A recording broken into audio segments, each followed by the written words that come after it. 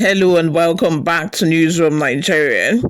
This is where we take you beyond the headlines and deep into undercurrents shaking our democracy. My name is Temilola, and today we are asking a very salient question that should worry every Nigerian, not just politicians. Is Nigeria slowly becoming a one party state again? Because this week in the Senate, Senator Kelvin Chukwu, elected under the Labour Party and the Obedience Movement, defected to the ruling All Progressive Congress (APC). That alone raised questions, but the real shock came from what followed.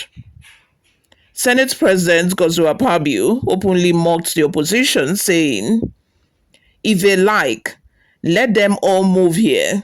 Your decision to leave a tattered house is accepted." This is indirectly throwing shade to the PDP and Labour Party because of a crisis that they have been experiencing and the incessant defections of their members to the ruling All Progressive Congress. Cheerfully sarcastic and very telling. The statement is very, very, very sarcastic, and I'm very happy that Senator Abamoro responded immediately. With Chukwu's move, the APC now holds 73 of 109 seats in the Senate. Let's break that down.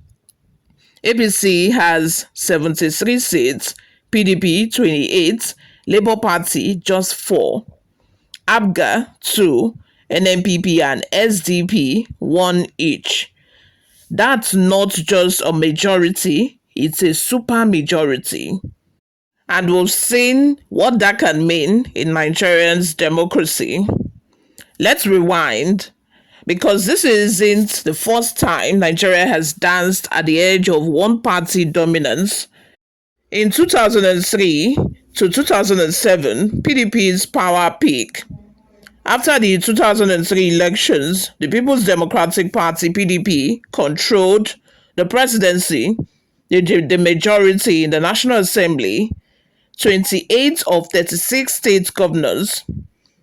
It was so dominant that then President Olusegun Obasanjo began quietly pursuing a third term, although recently he said that story is not true, and Nigerians begin to ask, like, what's going on here? Were we dreaming at the time? Why are you just debunking it if it wasn't actually the truth? Something he could never have attempted without a complaint. PDP dominated legislature. What happened? A few brave voices pushed back, civil society erupted, and the third term agenda collapsed. But here is the lesson. Too much power in one party corrupts the system. Now fast forward to 2014 to 2015, the reverse tsunami. Fast forward to 2014, and it was PDP's turn to suffer. The APC, newly formed from a merger of opposition parties, attracted mass defections from PDP lawmakers, governors, and even key Senate leaders. Remember Senator Bukola Saraki, Aminu Tambuwa, Atiku Abubakar, and many others who jumped ship. By the 2015 elections, APC had not only gained legislative control, they took the presidency from PDP, ending its 16-year reign. So again, massive defections paved the way for regime change. But it also proved one thing. Power in Nigeria is less about ideology and more about survival and access. Now in 2025, the same thing is happening in reverse. Only this time, the opposition isn't organizing a takeover. They are being stalked into the ruling party one by one. And instead of competitive politics, we may be headed towards consolidated control. You notice almost every defection follows a template. This is what they tell us. My party has internal wrangling. There is no cohesion. After consultation with my people, this is usually the template. These are the three things that you would hear when somebody is trying to defect. I have consulted with my constituency. There is no cohesion. There is no agreement within our party. My party has internal wanglings. That is usually the commonest excuse that they give. Internal crisis. Before two people start arguing, they don't defect. Moving on. Same lines, different faces. This is all we hear all the time. But here is the truth. Every Nigerian party has internal issues, including APC. Yet, only opposition members seem to get fed up enough to leave. And when they defect, they are often rewarded, not punished. This is how you know that it is all about greed. It is all about survival. They are just trying to survive. They know that, for example, when Senator Shiomole said, you can seek refuge in the ruling party, that any cases you have in court, any issue that you have, with EFCC or ICPC will be cancelled automatically just because you are now a member of a ruling party. Most of these people at times they are trying to look for seek refuge. They're trying to run away from their problems. That's just actually the truth. Because if you say you belong to a particular party, based off the fact that you agree with the ideology of a party, you agree with, the morals, the principles that the party represents, how come you're just jumping ship? There are some people that will change and jump ship 3 times, as much as 3 times in a year. Takes, for example, Vivo, the now APC member. He was formerly a PDP member. Before we blinked twice, he joined APC, and now he's in ADC just in a single year. All in a single year. That is how you know that these people, they're just doing all of this based off of their selfish reasons, not for anything else. Moving on. Yet, only opposition members seem to get fed up enough to leave. And when they defect, they are often rewarded, not punished. Despite the fact that all of these political parties, APC, PDP, ADC, name it, all of them have their own share of crisis. It is only the opposition party that only usually gets fed up enough to leave. Why is that? So the question is this really about ideology? Or is it, let's be real, calculated self-preservation? And we know what the obvious answer is. Let's go back to what Senate President Akpabio said.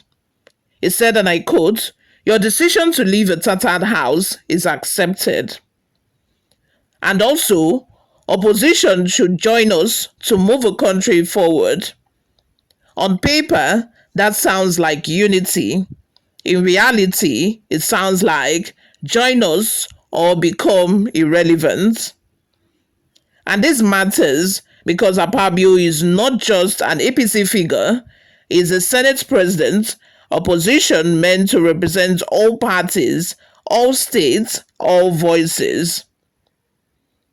When the referee starts playing for one team, the match is no longer fair. For someone who is expected to be fair at all times, to represent Nigerians, not just his own political party, it's so sad that, it has now become obvious that it's mainly about political party for him.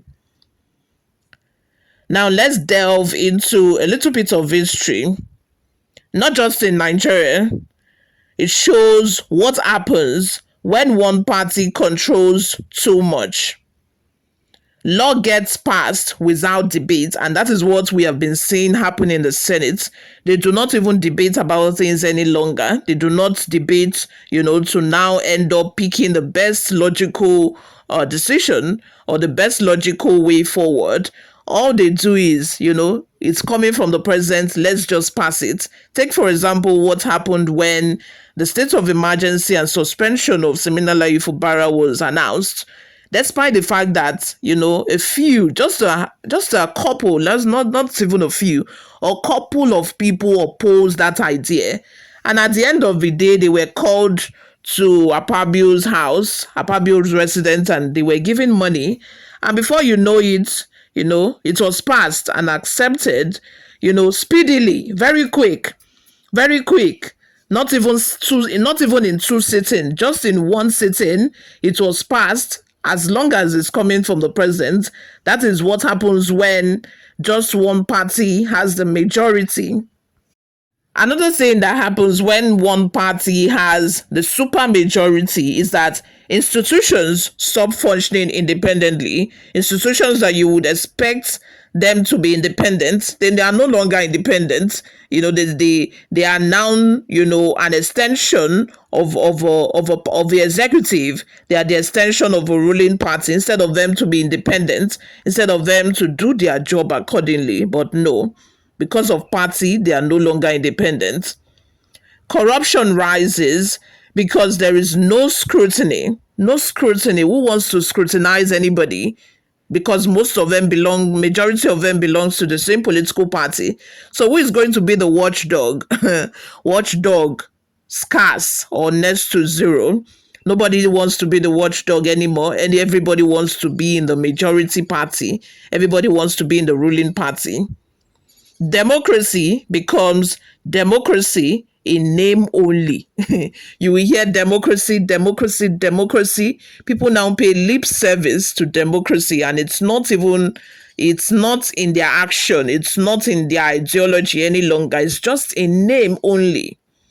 Examples: Zimbabwe under ZANU PF, Uganda under Museveni's NRM, Russia under Putin's United Russia. These are three countries that had experienced, one party system just majorly because one party became the super majority. It starts from defections, then intimidation, then total capture. It's step by step. And I think that we are in number 2.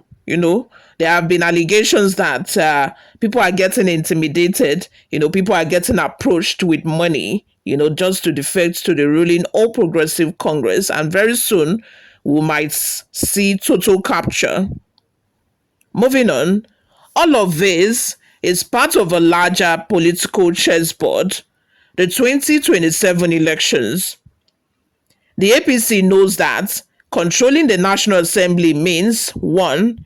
Influencing electoral laws, which is really very important. I was watching Channels Television the other day, and the presenter asked the guests, do you think that President Bola Ahmed Tinubu would sign an electoral reform law or an electoral reform bill? And the guest said it's not sure about that because the only president so far who had signed an electoral reform law, when the election is approaching, is Goodluck Jonathan. And what happened? He was chased away. He was overthrown. He lost the election. And I'm very sure that if he had not signed the electoral reform law, he probably would have won.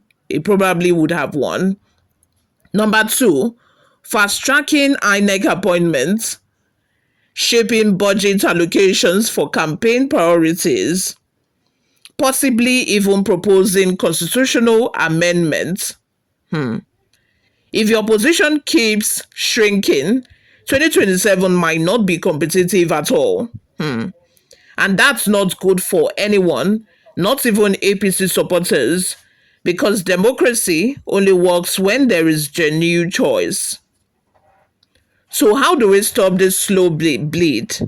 1. Constituents must speak out. If your senator defects without consultation, hold them accountable. This is a very vital point. If you voted for a senator on the platform of PDP, for example, and he ended up defecting to Labour Party, please hold them accountable, because that is, it's just all shades of wrong. You did not vote there for them on the platform of Labour Party that they are now trying to defect to. You voted for them based off of the fact that you respect the principles, you respect the ideology of the political party that they belong to. So why are they now trying to defect? So their constituents must speak out. They must learn to speak out and maybe recall the senator if the senator is trying to defect. Number two, civil society must stay alert. We've beaten one party ambitions before. Remember the third term agenda of our former president Olusegun Obasanjo. We've been able to beat that. So people should speak up. People should speak out about it. People should not just, keep quiet and allow what is happening to continue. Number three, the media must stop normalizing this. That is why we are talking about it, because it's not normal. It's not just normal. Something sinister, something far sinister is happening. I tell you guys. Defections aren't just gossip, they are power shifts. Power is shifting gradually. The more we hear of the news of defections to the APC, to the ruling party, that is power shifts. That is an automatic power shift, because all of these individuals who are defecting to the ruling party, they all have followers. They have people. One person has defected quite all right, but about at least minimum of 1,000 people have defected alongside him as well. Number four, parties must reform themselves. If Labour, PDP, and NNPP want to survive, they must stop imploding. Yes, I think that all of these other political parties, they must also organize themselves. If you are shouting about defection, if you don't want your members to defect, you must also put your house in order. You must put your house in order and arrange things so that the atmosphere is even very conducive for your members to want to stay, so that they are not running away. Here's what I will leave you with. This is my final thought. Defections are not new. Yes, we all know that. Power consolidation is not new as well.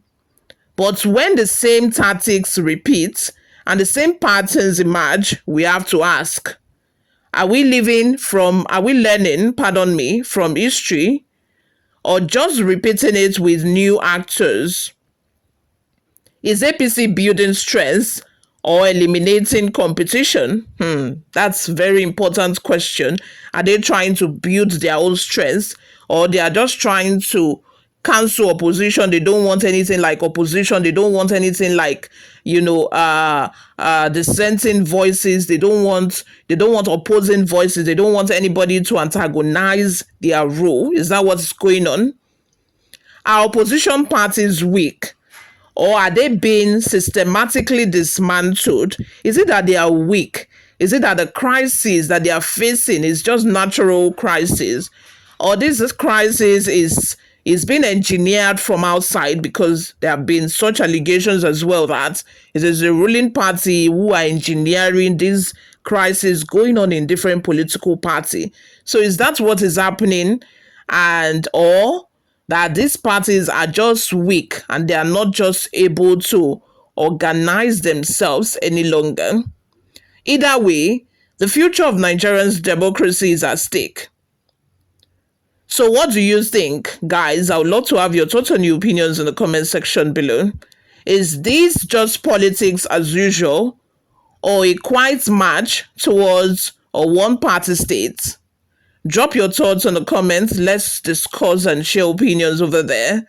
Like, share, and subscribe so you don't miss our next episode. Because trust me, the game is just beginning. My name once again is Temilula, and this is News on Newsroom Nigeria. Until next time, stay woke, stay loud, stay free. I will see you all in my next video. Bye for now.